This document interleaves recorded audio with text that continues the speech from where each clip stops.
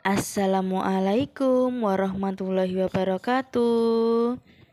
Sugeng enjing lare-lare kelas kawan, pripun niki kabare? Mugi sehat sedaya nggih. Nah, wonten ing pembelajaran basa Jawi dinten menika, Bu Rika arep jlentrehake babagan sandangan aksara Jawa. Nah, mugi wonten ing pembelajaran dinten menika lare-lare bisa mangerteni bentuk aksara Jawa lan penggunaan pasangan aksara Jawa lan sandangan panyikek. Nah, pembelajaran dhisik wis tau dijlentrehke babagan pasangan nggih tekan aksara lo. Nah, sakniki iki kabeh saka aksara ha tekan aksara ngo eneng 20. Digatekake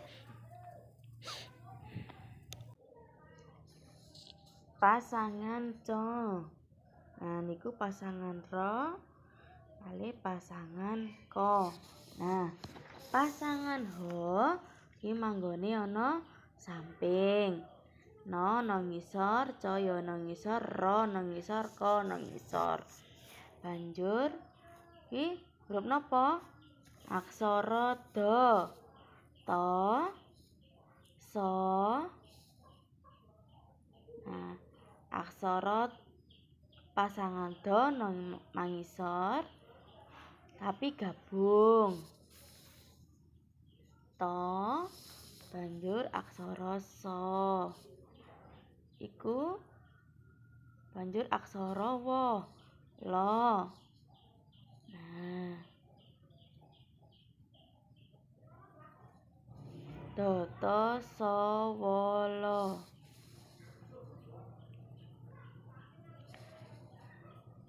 Aksara napa niku? Nah, pinter aksara apa? Pasangane sing ditulis nganggo tinta abang. Pasangan po ana sampinge. Banjur padha. Ja, yo, nyo.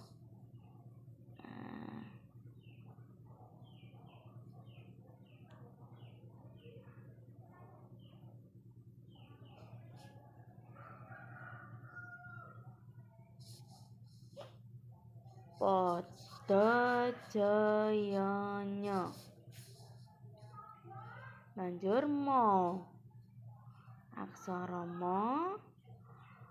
Maga. Ba. Maga ba. Ra.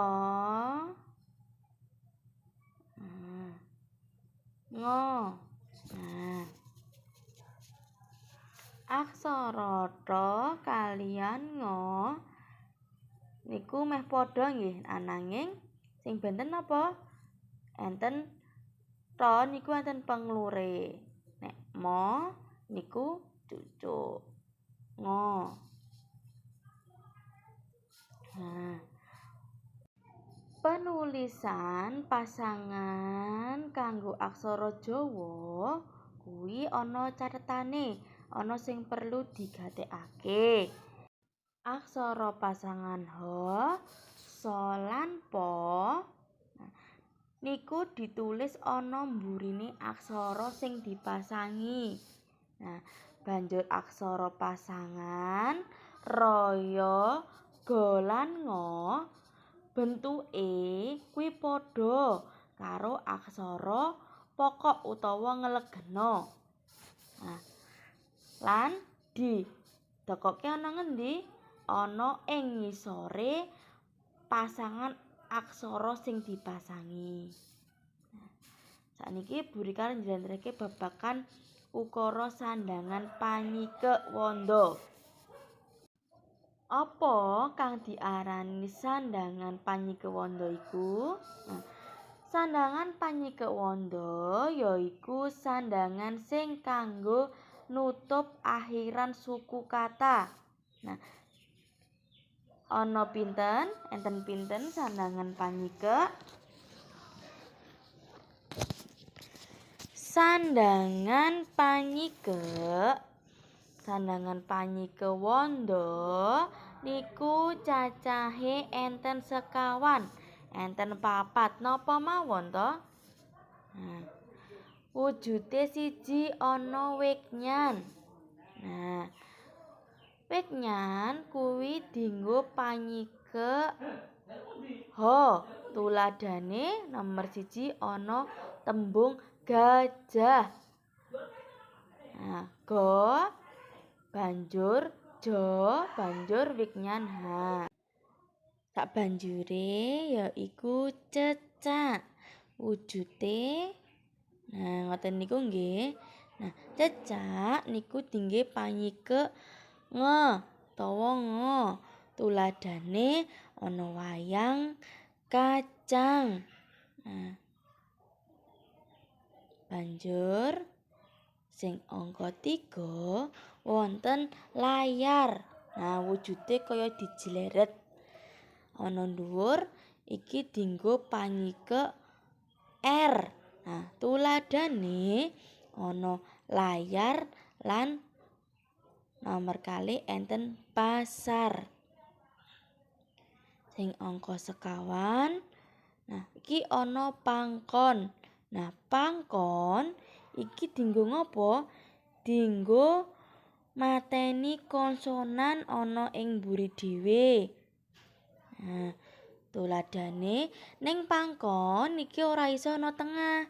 Nah, nek ana tembung ning tengah kuwi nggunakake aksara pasangan. Nah, kesimpulane sandhangan panyikeuk wanda iku cacahe enten sekawan, yaiku cecak, wigyan, layar, lan pangkon. Pripun lare-lare paham boten napa sing dijlentrehake Bu Rika wau? Nah, menawi sampun niki Bu Rika enten tugas. Nah, tugase wangsulana pitakonan ana ing buku paket basa Jawa halaman 49 dugi 50 nggih, mengke tugase dikirim Bu Rika. Nah, pembelajaran daring Ibu pungkasi. Nah, tetap semangat belajar walaupun belajar di rumah nggih. Wassalamualaikum warahmatullahi wabarakatuh.